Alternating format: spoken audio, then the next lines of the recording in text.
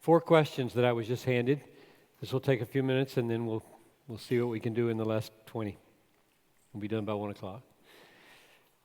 How do I fall in love with the Word and stay committed to reading it every day? Maybe the most helpful thing I could say is a little simple acronym, is that the right word? Acrostic that I use, IOUs, that I pray, not every day, but lots of days. And I pray it because that question is urgent for me. When I was a pastor, I knew if I fell out of love with the Word, a lot of people are going to suffer. And it's true for everybody. The more dishes are on your tray when you stumble, the more dishes break. But it hurts when anybody stumbles. IOUS, I incline my heart to your testimonies and not to getting gain. Psalm 119:36. O, open my eyes that I may behold wonderful things out of your law, your word. Psalm 119:18, I think. You unite my heart to fear your name. Psalm 86:11. I should have checked on these. IOUS, you can find them. Satisfy me in the morning with your steadfast love, that I may rejoice and be glad in you. Psalm 90:14. So you see what comforts me and helps me is that the psalmists ask this question: how do I fall in love with the Word and stay committed to reading it every day? Because all 4 of those prayers are prayers to God for the inclination to read the Bible. Is that amazing? So suppose willpower can get you to your prayer bench in the morning. Just willpower, not a lot of desire. What do you pray? What do you do? And you say, oh God, I'm so sorry. I'm so sorry that my heart is so far from your word this morning.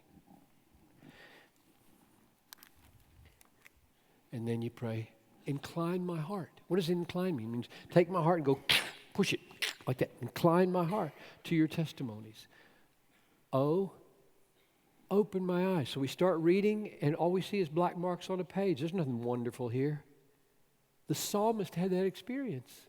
Otherwise he wouldn't have prayed, open my eyes that I may see wonderful things. So I pray that. My heart is scattered. My heart's going to my kids, my wife, my church, my finances, my health. My heart's just going every which way, and there's no concentration at all. And so I pray, unite my heart to fear your name. And what I want to happen at the end of my devotions is I want to be more satisfied in you. I want you to be my all. I want you to be my treasure. So those are 4 prayers that I use and ask the Lord almost every day that he would do. Number 2, how do you find the balance between trusting in God's vengeance and standing up for others? That is, bullying done to others around you or people taken advantage of by others. And the question assumes a good thing, namely that there's a difference between stepping in to advocate for somebody else being treated wrongly and getting your back up about you being treated wrongly. This question assumes that and is asking about balance. I suppose the term balance almost would only come into play if it seemed like I and the person I am now going to defend were so close it would feel like I'm really defending me. That's where the call would be tough. To me, it's not a very tough call to advocate for another person. I think Christians ought to do that regularly and often. There's a spirit in which we'll do it that might be different than others, but to look at another person being, say, beat up on the street, or slandered at work, or criticized in a Facebook account, or whatever, just to see that happening and to blow it off because, they should learn to tough it up and return good for evil. Well, that yes, they should, but you're not in that position right now. You're in a position of loving another person. And to love another person would want them to have kindness shown them and not ugliness.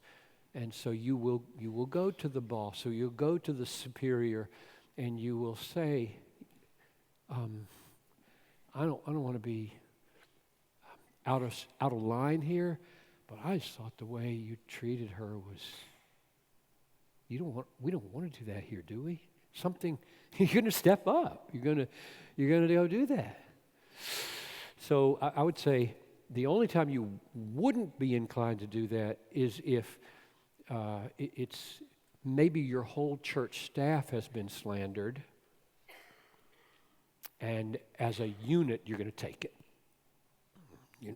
Because you represent one thing, and you just discuss together how we're going to respond. You say we're going to lay low, and we're not going to respond, at least unless we legally have to. Here, we're just going to let our own reputation stand for what they are.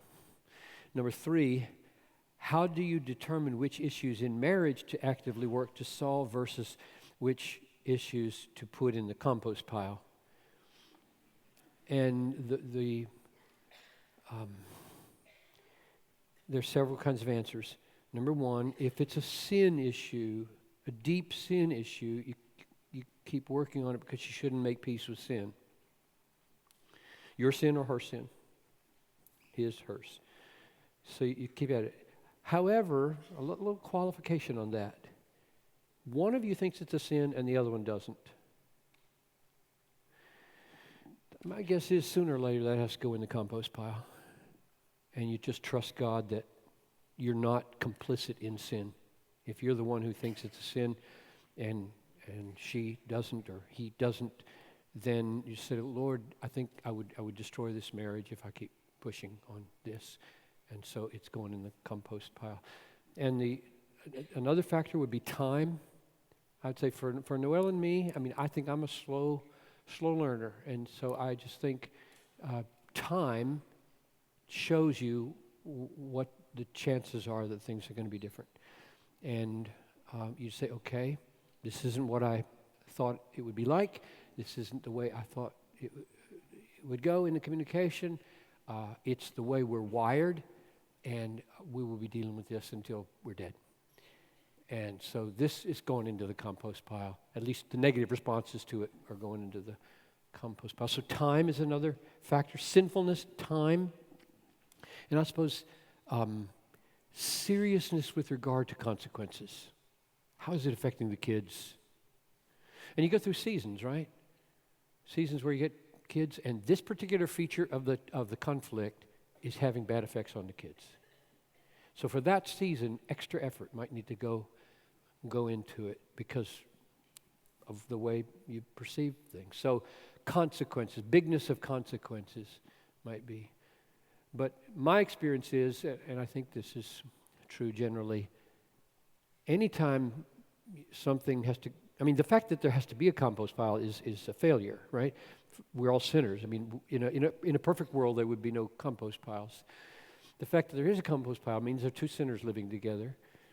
And every time you put something there, you feel like there's been a failure.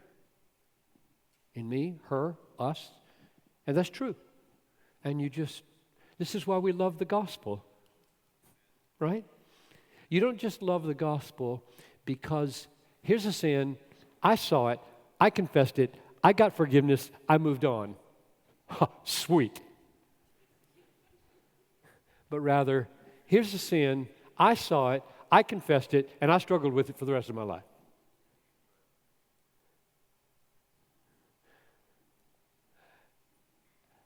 So that when you come to the end of every day and know that the same thing you've been struggling with all your life happened in some measure, again, I'm thinking mainly of verbal stuff here for me, attitudinal stuff.